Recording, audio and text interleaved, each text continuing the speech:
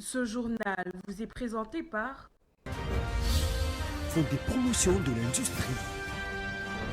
Votre partenaire privilégié pour la réussite de vos projets.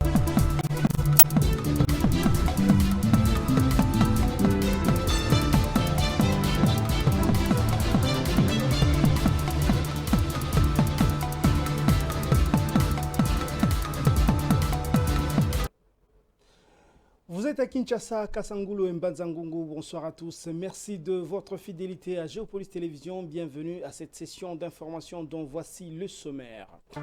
Face à la persistance de l'insécurité en RDC, le gouvernement passe à l'offensive. Un atelier consacré à la restauration de l'autorité de l'État a été ouvert ce jeudi dans la capitale. À la une, également, le président de la République, Félix Tshisekedi, a présenté la vision de la RDC quant à l'avenir de ses ressources naturelles. Ça se passe au Forum économique de Davos, en Suisse. À l'international, le Cameroun mise sur la filière de café et cacao.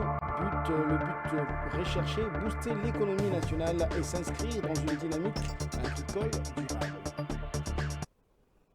Bienvenue à tous. En marge du Forum économique mondial de Davos, le président congolais Félix Tshisekedi a présenté la vision de la République démocratique du Congo sur l'avenir de ses ressources minières, appelant à des partenariats fondés sur la valeur ajoutée, la gouvernance et la transformation locale. José Junior Oawa pour plus de détails.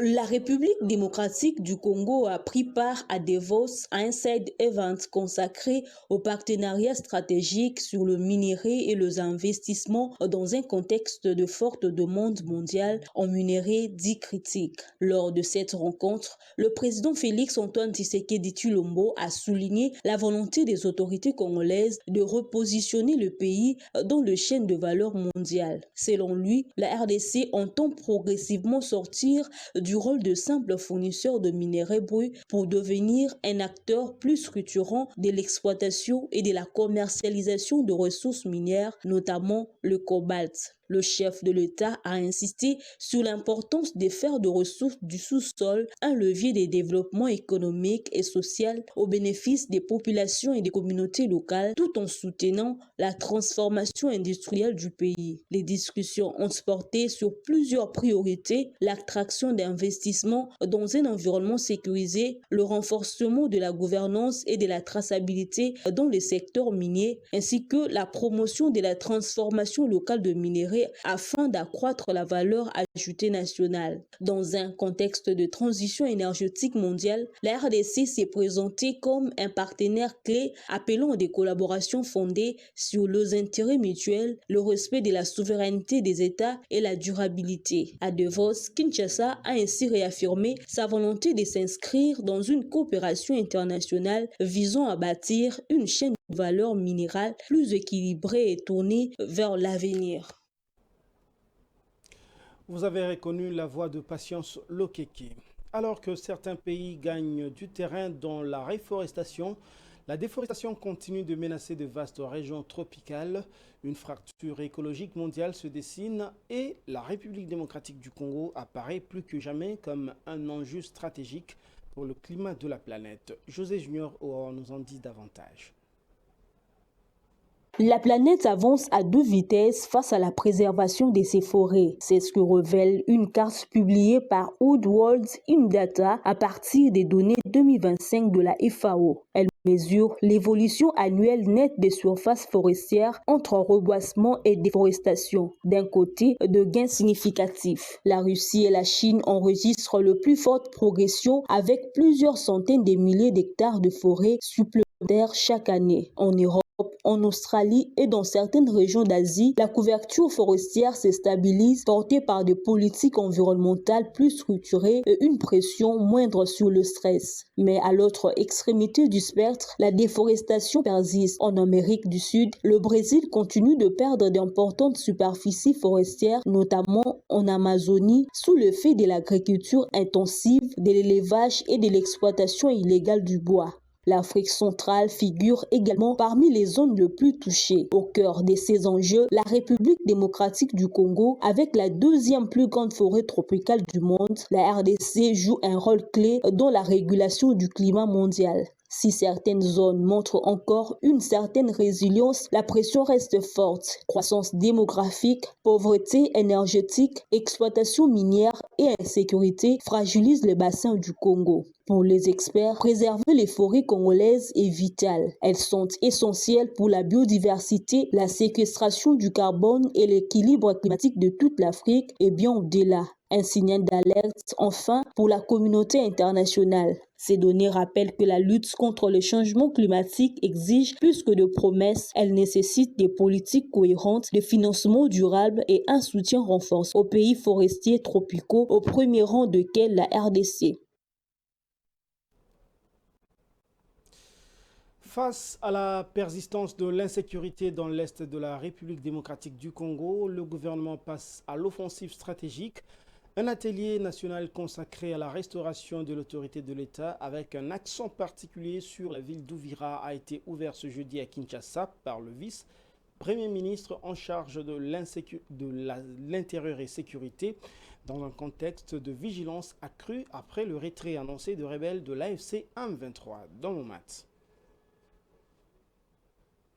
C'est une étape clé dans la reconquête de l'autorité de l'État dans l'Est de la République démocratique du Congo. Le vice-premier ministre, ministre de l'Intérieur, Sécurité, Décentralisation et Affaires coutumières, Chabani Louko, a procédé ce jeudi à l'ouverture de l'atelier national dédié à la situation sécuritaire dans l'Est du pays. Pendant 2 jours, des experts issus des différents services de sécurité analysent la situation sur le terrain avec une attention particulière portée à la ville d'Ouvira, chef-lieu provisoire du Sud Kivu, afin de proposer des réponses adaptées aux défis actuels. L'atelier qui s'ouvre ce jour n'est ni un cadre théorique ni un simple exercice académique. Il s'agit d'un cadre opérationnel voulu par votre autorité et le gouvernement de la République pour analyser sans complaisance la situation sur le terrain, harmoniser les approches des différents services de l'État, valider une feuille de route nationale claire et réaliste et définir les actions concrètes assortie d'un mécanisme de mise en œuvre et de suivi. Cette rencontre intervient dans un contexte marqué par les retraits annoncés des rebelles de l'FCM23 soutenus par le Rwanda, un retrait que les autorités qualifient de trompeur. Certains éléments rebelles s'étant, selon elles, fondus dans la population civile pour poursuivre des actes d'insécurité. Face à cette situation, le gouvernement réaffirme sa volonté de reprendre pleinement le contrôle de cette partie du territoire national.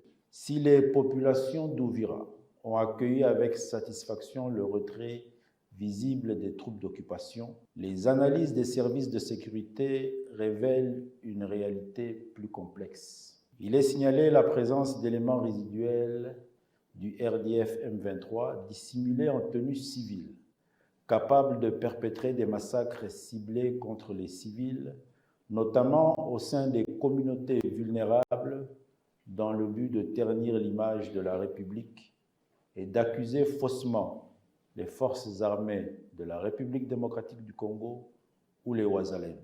Il est aussi signalé la présence de groupes armés dans les zones montagneuses surplombant la ville d'Ouvira, conservant un avantage tactique. Il y a aussi le risque que la présence non encadrée des groupes d'autodéfense Ouazalène, pourtant animés d'un esprit patriotique, ne compromette les efforts de stabilisation. Le ministre a notamment rejeté toute tentative de confier la sécurisation de la zone à des organisations internationales, rappelant que la protection des Congolais relève exclusivement de la souveraineté nationale. À l'issue des travaux, les experts devront valider une feuille de route nationale destinée à renforcer durablement l'autorité de l'État à Ouvira et plus largement dans l'est de la République démocratique du Congo. Autre chose, à présent, le gouvernement congolais lance la construction d'un bâtiment appelé à devenir le nouveau siège du ministère des Infrastructures et Travaux publics. La première ministre Judith Suminwa Tuluka a posé la première pierre du centre des infrastructures Félix-Antoine Tshisekedi Tshilombo, un édifice moderne qui abritera le ministère des Infrastructures ainsi que l'ensemble de ses services et structures affiliées. Dans mon mat pour plus de détails. C'est un signal fort envoyé au secteur des infrastructures. À Kinshasa, la première ministre Judith Suminwa a officiellement lancé ce jeudi le travaux de construction du centre des infrastructures Félix-Antoine Tshisekedi Tshilombo, CIFAT, lors d'une cérémonie organisée au ministère des Infrastructures et travaux publics. Financé entièrement sur fonds propres du gouvernement, ces bâtiments sortira des terres dans un délai de 24 mois. Objectif, améliorer la coordination du ministère des Infrastructures et de ses services affiliés, tout en offrant un cadre de travail moderne aux experts congolais. Le président de la République, lorsqu'il dit qu'il bâtit le Congo, il le bâtit réellement. Nous avons circulé à travers le pays, nous en avons la preuve. Et pour mieux faire, il a pensé donner un cadre, disponibiliser un cadre où les meilleurs d'entre nous, les meilleurs des Congolais vont l'accompagner dans la conception, vont l'accompagner dans la réalisation des projets structurants. Pour le ministre John Banza, ces projets est le fruit de longues années de réflexion administrative et s'inscrit dans la vision du chef de l'État axée sur la valorisation de l'expertise nationale. Un avis partagé par l'Agence congolaise de grands travaux. En donnant à cet édifice le nom de Centre des infrastructures Félix-Antoine Tshisekedi Tshilombo, le gouvernement pose un acte hautement symbolique. Ce nom rappellera génération après génération qu'il fut un temps marqué par un leadership présidentiel ayant placé les infrastructures au cœur des priorités nationales et par une gouvernance renouvelée que vous incarnez, Excellence Madame la Première ministre. Moment symbolique de la cérémonie, la pose de la première pierre par la chef du gouvernement entourée des membres de l'exécutif, des parlementaires et de plusieurs personnalités. Elle a ensuite suivi la présentation de la maquette du futur édifice. Le CIFAT sera construit sur une superficie de près de 20 000 mètres carrés. Il comptera 14 étages, 2 parkings souterrains, des salles de réunion, des espaces polyvalents, un centre de serveurs et plus de 260 bureaux. Coût estimé du projet, 25 millions de dollars américains, issus d'une gestion rigoureuse des ressources publiques. D'ici 2 ans, ce centre remplacera l'actuel bâtiment du ministère des Infrastructures, une réalisation qui s'inscrit dans les priorités du gouvernement souminois déterminé à renforcer l'efficacité des services publics et la performance de l'administration congolaise. La République démocratique du Congo renforce son attractivité économique. La première ministre Judith Suminwa a reçu une délégation du géant chinois Liu Gang venue discuter de son implantation prochaine en RDC. C'est un projet à fort potentiel industriel et social. Dans mon mat pour la suite. La chef du gouvernement, Judith Suminwa, a échangé avec une délégation de Liu Gang, l'un des leaders mondiaux des équipements de construction. La rencontre, conduite par le ministre des Infrastructures, John Banza, et le vice-président du groupe chinois, a porté sur les modalités concrètes de l'installation de l'entreprise en République démocratique du Congo. Cette initiative s'inscrit dans la dynamique du gouvernement visant à améliorer le climat des affaires et à attirer des investissements structurants capables de soutenir la transformation économique du pays. Au mois de novembre, nous étions en Chine pour échanger avec certains partenaires clés dans les secteurs. Et nous avons échangé avec Liu Gang, qui est le leader mondial dans la construction et la production des équipements lourds dans le domaine du génie civil et de la construction. Au-delà de la vente d'engins, Liu Gang prévoit un transfert des compétences au profit des Congolais avec des formations spécialisées et un programme de bourses d'études. Ils avaient promis qu'en janvier, ils viendront ici pour voir les modalités pratiques pour leur installation, pas seulement que nous passions par des achats des équipements, mais qu'ils viennent s'installer ici et assurer le transfert de connaissances, le transfert de technologies. Il y a un programme important aussi avec eux de bourses d'études pour le Congolais, pour que nous puissions maîtriser leur technologie qui est très avancée. Il est le seul qui puisse produire actuellement des engins lourds de génie civil qui utilisent les énergies renouvelables. L'implantation de l'entreprise est envisagée à Kinshasa, mais aussi à Kisangani, Bukavu, Lubumbashi et Kananga. Un projet qui devrait générer des milliers d'emplois directs et indirects, renforcer les compétences nationales et contribuer à la modernisation des infrastructures. Fondée en 1958, Liu Gang est aujourd'hui une référence mondiale, présente sur plusieurs continents. Son arrivée en RDC confirme l'ambition du gouvernement de faire passer les pays du statut des simples pourvoyeurs des ressources à celui des producteurs industriels. Et puis, une information en bref dans ce journal, toujours dans le secteur économique. C'est une bonne nouvelle pour les agents et fonctionnaires de l'État de la République démocratique du Congo. Le ministère national des Finances a lancé le processus de la paie du mois de janvier en cours. Avant cette étape, le comité de suivi de la paie a réuni les services intervenant dans la chaîne de la paie et les services gestionnaires afin d'évaluer le processus de traitement de la paie après la finalisation de l'état liquidatif du premier trimestre 2026. Le recensement général de la population et de l'habitat en République démocratique du Congo franchit une nouvelle étape. Le gouvernement a procédé à un premier décaissement de 30 millions de dollars américains sur un budget global estimé à 192 millions de dollars. Une annonce faite mercredi à Kinshasa en présence du Fonds des Nations Unies pour la population. José Junior Owawa. Le gouvernement congolais débloque 30 millions de dollars américains pour le financement du recensement général de la population et de l'habitat. Ces montants constituent la première tranche d'un budget global évalué à 192 millions de dollars. L'annonce a été faite à Kinshasa à l'issue d'une audience entre le ministre du Plan, Gulé Niembo, et le représentant résident du Fonds des Nations Unies pour la population, Alain Akpadji. Selon le INFPA, ces fonds proviennent du budget national et traduisent les engagements financiers pris par les autorités congolaises pour relancer ces processus attendus depuis plusieurs années.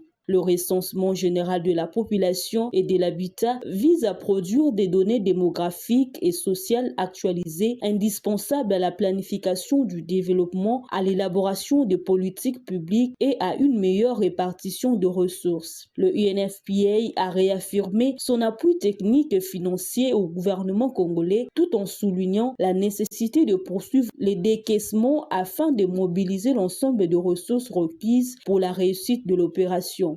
Ce premier financement marque une étape opérationnelle importante dans la préparation du recensement, dont la mise en œuvre complète dépendra de la mobilisation progressive des fonds restants. Pays à plus de 100 millions d'habitants, le dernier recensement de la population remonte à une quarantaine d'années dans cette nation confrontée à de multiples défis.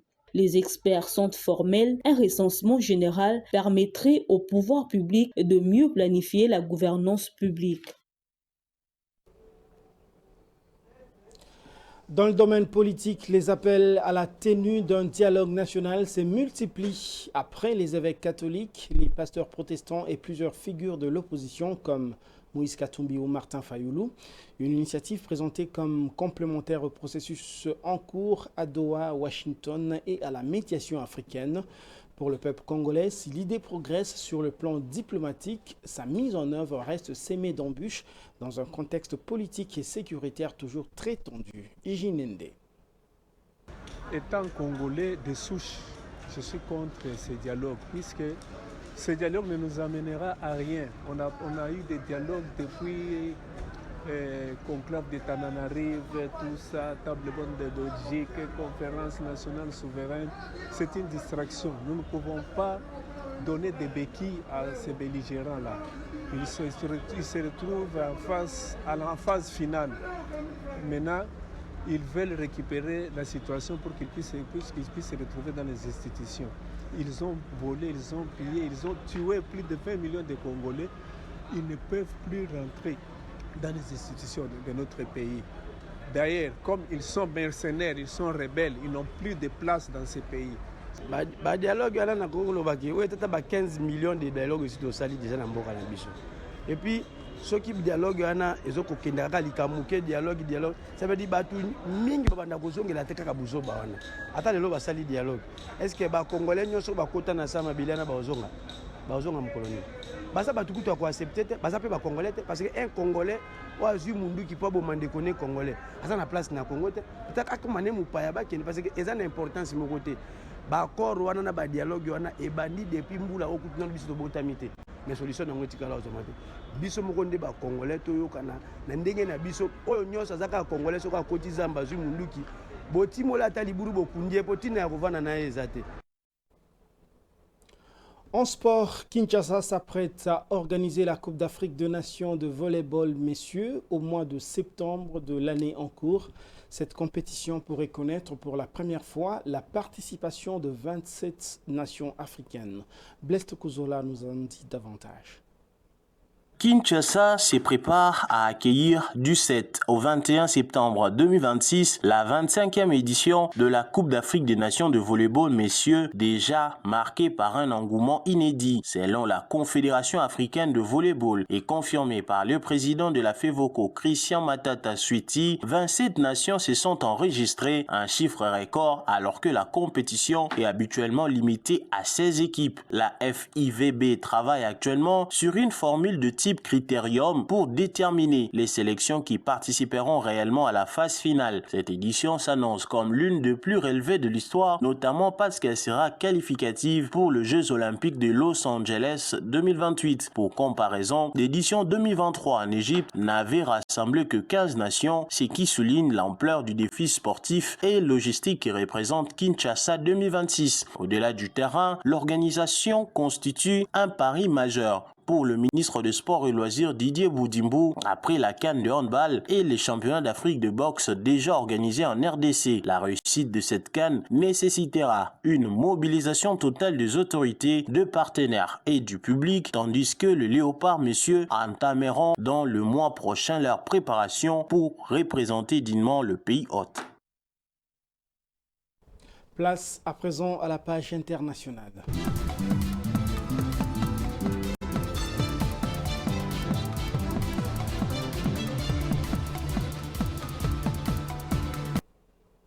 Je l'avais annoncé en titre, le Cameroun mise sur ses filières café et cacao pour booster l'économie rurale. L'État affiche son ambition, celle de renforcer les producteurs par des subventions massives et inscrire ainsi le pays dans une dynamique agricole durable. Daniela Kalala.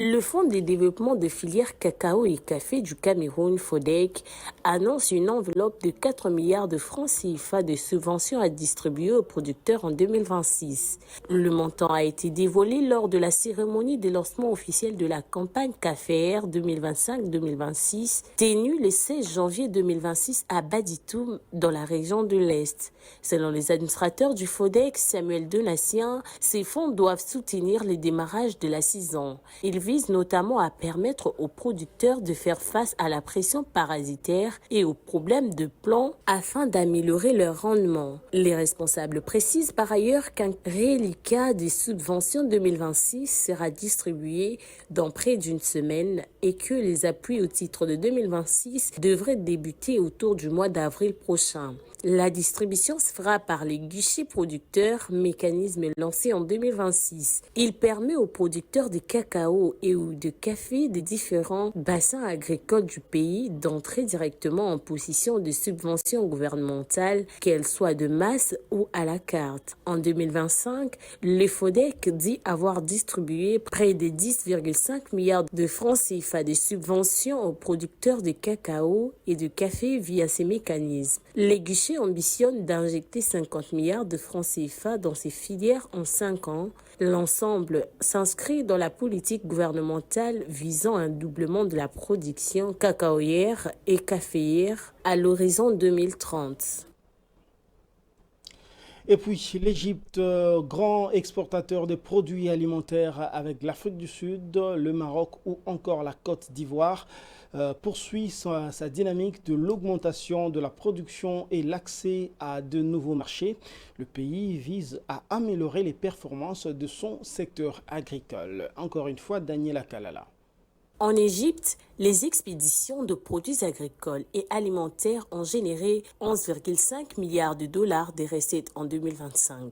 L'enveloppe annoncée est en hausse de 7% par rapport aux recettes engagées un an plus tôt. Cette embellie s'explique principalement par une croissance des volumes de produits exportés de 9% en glissement annuel. D'après Farouk, les pays d'Afrique du Nord a placé 9,5 millions de tonnes de produits agricoles et alimentaires sur les marchés internationaux en 2025, signant une augmentation de 800 000 tonnes en un an. Parmi les principaux produits exportés figurent l'orange, la pomme de terre et la patate douce qui concentrent près de 40% de ventes sur un total de 405 produits expédiés. Ce trio de tête est suivi par d'autres produits phares tels que les haricots frais et secs, l'oignon frais, le raisin, la grenade, la mangue, la tomate et la fraise. Globalement, cette forte demande pour les produits égyptiens sur le marché international est à inscrire dans un contexte où le Caire est parvenu à pénétrer de nouveaux marchés. D'après l'administration centrale de la quarantaine agricole, les pays de Pharaon ont en effet eu accès à 25 nouveaux marchés d'exportation en 2025, notamment en Asie de l'Est, en Amérique latine et dans les Caraïbes. Au total, les produits égyptiens ont été exportés vers 167 pays, renforçant ainsi la position du pays comme acteur agricole mondial.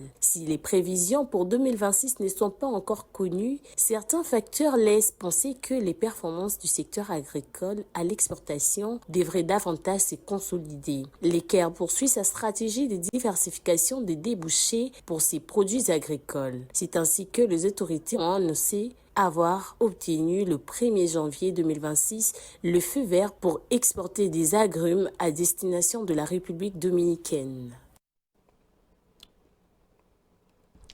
Et puis, place à présent à l'actualité vue par les journaux. C'est la revue de presse sélectionnée et commentée par Blest Kouzola.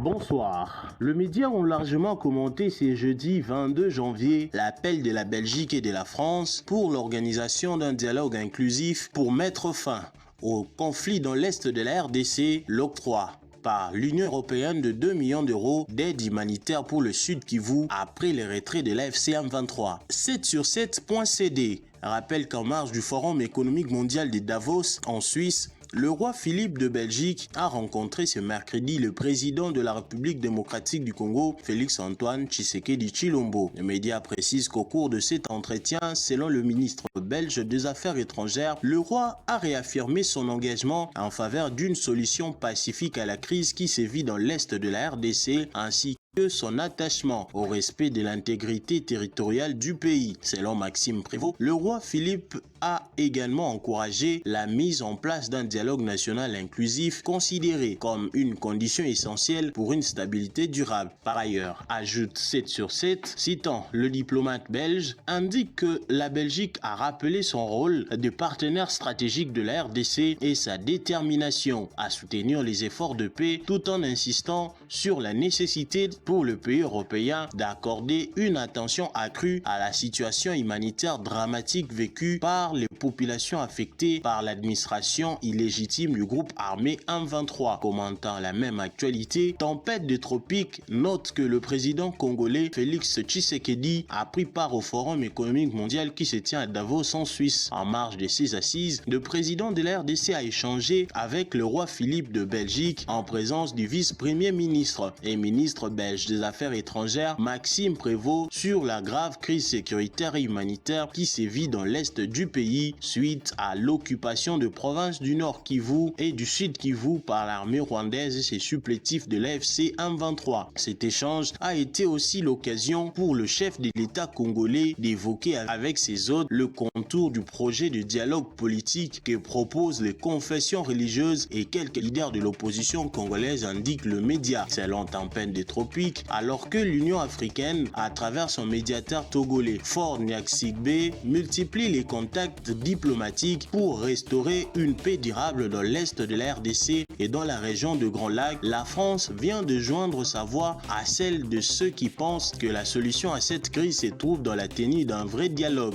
Dans une communication datée du 19 janvier 2026, la France, par la voix de son ministère de l'Europe et des Affaires étrangères, préconise le dialogue intercongolais comme solution à cette crise. L'Hexagone considère cette initiative comme complémentaire au processus en cours de Doha, Washington et à la médiation africaine. De son côté, le potentiel fait remarquer que face à l'aggravation de la crise humanitaire dans la province du Sud Kivu à l'est de la RDC, l'Union européenne a mobilisé une enveloppe de 2 millions d'euros pour venir en aide aux communautés durement touchées par les conflits armés. Cette assistance financière vise à répondre aux besoins humanitaires humanitaire urgent engendré par la recrudescence de violences dans plusieurs territoires de la province. En réponse à l'augmentation de besoins humanitaires dans le Sud Kivu, l'Union européenne fournit une aide de 2 millions d'euros afin de soutenir les communautés affectées par les conflits, précise le communiqué. Le conflit en cours, particulièrement dans les zones d'Ouvira, Fizi et Kaléé, a provoqué le déplacement d'environ 500 000 personnes, particulièrement dans les zones d'Ouvira, Fizi et Kaléé, dont plus de 90 000 réfugiés ayant fui vers le Burundi voisin, un chiffre qui continue de croître au fil de jours sur fond d'insécurité persistante et d'épuisement de ressources locales, précisent les médias. Fin de cette revue de presse, au revoir.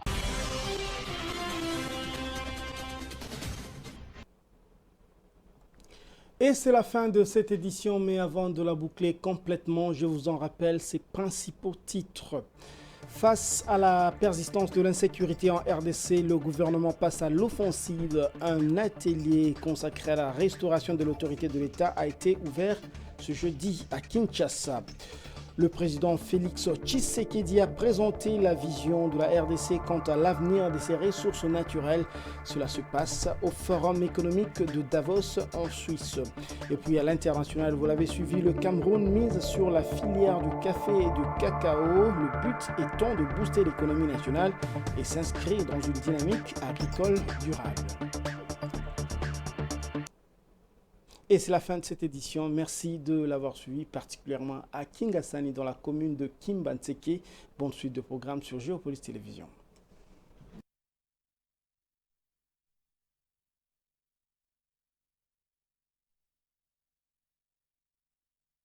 Ce journal vous a été présenté par Fonds des promotions de l'industrie. Votre partenaire privilégié pour la réussite de vos projets.